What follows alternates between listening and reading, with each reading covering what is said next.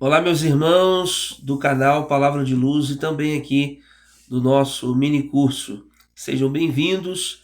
Hoje eu quero falar com vocês sobre um tema muito importante.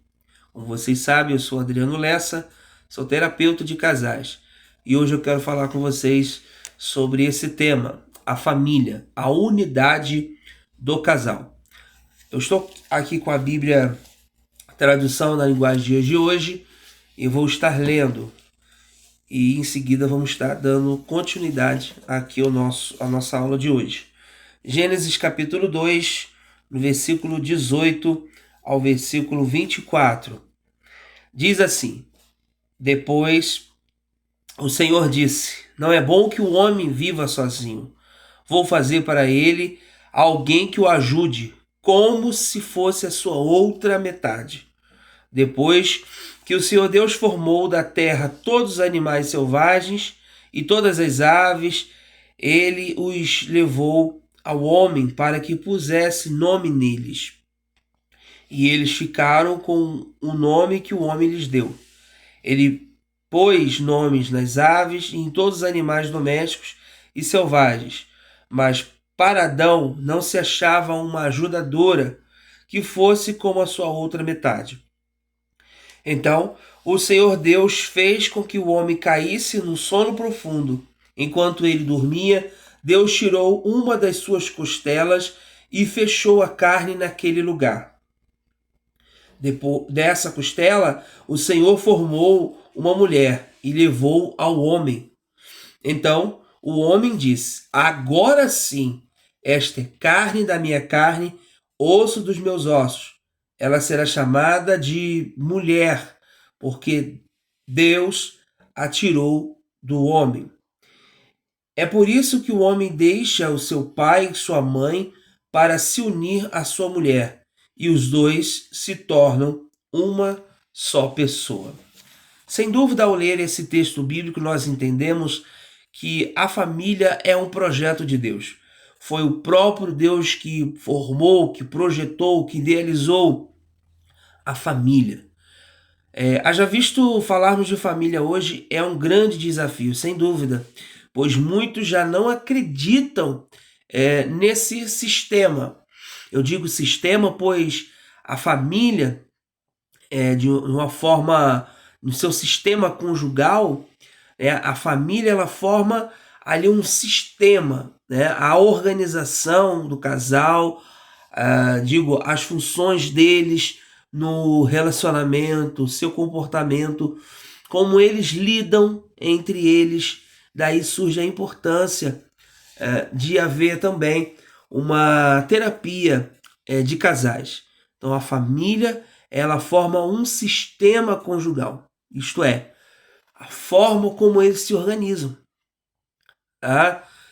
É como que é formada, né, aquele relacionamento, como é o comportamento deles, qual é a função de cada um deles, como eles lidam com os desafios e questões relacionadas à sua família. Isso tudo faz parte do sistema, a cultura daquela família.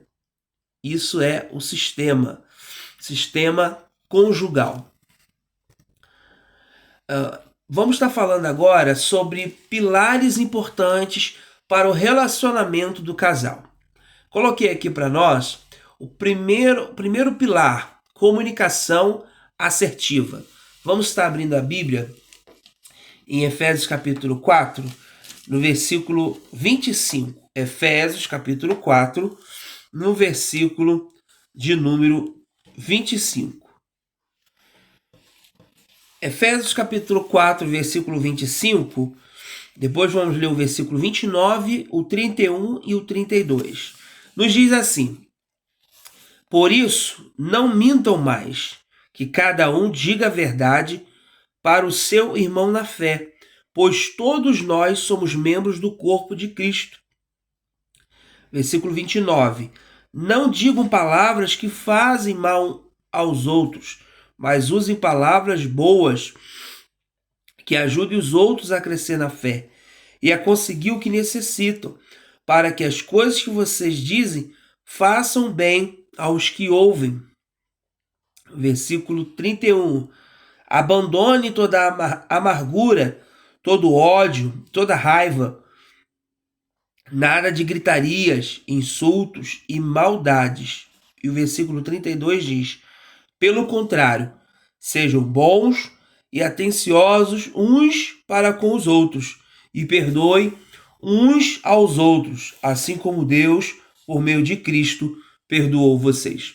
Então, o primeiro pilar para o casamento, para o relacionamento do casal, é essa comunicação assertiva, onde as ideias, as opiniões, os sentimentos e as necessidades podem ser expressadas de forma clara, direta, respeitosa, sem agressividade e sem passividade. Haja visto que existem cônjuges que são muito dominadores, né? Acham que apenas eles devem, a opinião deles deve sobressair. Existem, por exemplo, maridos que humilham as suas esposas em público, que impõem a vontade dele a todo custo. Não há uma conversa, uma comunicação, um diálogo. É isso que nós estamos falando aqui, nesse primeiro ponto, né, nesse primeiro pilar para o relacionamento do casal. Tem que haver respeito, eles têm que ter liberdade de poder expressar as suas opiniões e os seus sentimentos. O segundo pilar para o relacionamento do casal é as funções, os papéis e responsabilidades daquele casal que precisa estar bem definido. Cada um do cônjuge tem a função no seu relacionamento. As tarefas, elas precisam ser divididas ao invés de jogar a responsabilidade apenas para um do cônjuge. Todos eles têm a função, os seus papéis, a sua responsabilidade. Um exemplo disso é a criação dos filhos. Não é apenas do pai, mas também não é somente da mãe. Os dois precisam cuidar dos filhos, cuidar da casa, administração. Podem ser dividir as tarefas do lar. A omissão ou a transferência de responsabilidade pode gerar conflito, sem dúvida, aí no relacionamento. Vamos ler Efésios capítulo 5, no versículo 22 e 23. Olha só o que nos diz a palavra de Deus. Efésios capítulo 5, versículo 22 e 23. Esposa, obedeça ao seu marido, como você obedece ao Senhor. Pois o marido tem autoridade sobre a esposa, assim como Cristo tem autoridade sobre a igreja. E o próprio Cristo é o Salvador da igreja, que é o seu corpo. Existem muitos homens e também mulheres que interpretam esse texto numa outra tradução que diz que a mulher deve sujeitar ao seu marido. Quando fala obedeça, é respeito, respeitar o seu esposo, ajudar o esposo a cumprir a sua missão aqui na terra. E, consequentemente, o esposo ajudar, respeitar a sua esposa, o papel dela. Ela é auxiliadora. Ela não deve ser a cabeça, mas também ela não deve ser o calcanhar. Ela não é para estar acima, mas também não é para estar abaixo. Como diz a própria palavra de Deus, Deus formou a mulher da costela para que pudesse andar, estar do lado do homem, do lado do seu companheiro, do seu cônjuge, do seu esposo, para o ajudar. E sem dúvida, esse papel, essa função, é um papel de honra, estar do lado, junto, um com o outro.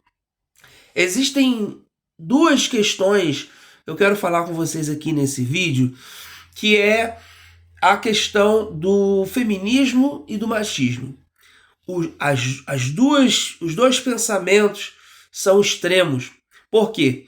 O machismo é a questão do homem, que acha que é melhor do que a mulher, que somente as opiniões, as suas vontades devem ser feitas. Por outro lado, existe a mulher também, o feminismo, onde ela quer se sobressair acima do homem, ela quer mandar no homem, ela quer assumir o papel que é do homem, é do marido. Então cada um tem o seu papel, um ajudando o outro. A família, não é formada apenas de um membro, mas a família ela é formada de vários membros. E esses membros precisam ter papéis e ter responsabilidade. Uma outra questão aqui é a questão dos filhos. Os filhos devem estar debaixo da autoridade dos seus pais. É de responsabilidade dos pais educar, ensinar, dar amor, dar carinho, proteger os filhos, dar limites. E é de responsabilidade dos filhos obedecer aos seus pais. Efésios capítulo 6, no versículo 1 ao versículo de número 3, diz assim: filhos, o dever cristão de vocês é obedecer ao seu pai, sua mãe, pois isso é certo. Como diz as Escrituras, respeite seu pai e sua mãe, e esse é o primeiro mandamento, que tem uma promessa, a qual é: façam isso a fim de que corra bem para você e você viva muito tempo na terra. Então essa é a função dos filhos. Os pais devem zelar, cuidar dos seus filhos, e os filhos devem respeitar os seus pais. Inclusive, há uma promessa para isso. É a fim de que tudo corra bem para você e você viva muito tempo na terra. Existem muitos jovens que têm morrido precocemente, pois eles não obedecem aos seus pais. Vivem fazendo coisas que o que vem na mente, não tem controle, não tem limite. Às vezes o pai e a mãe até ensinam, mas eles não querem obedecer e, consequentemente, acabam morrendo precocemente.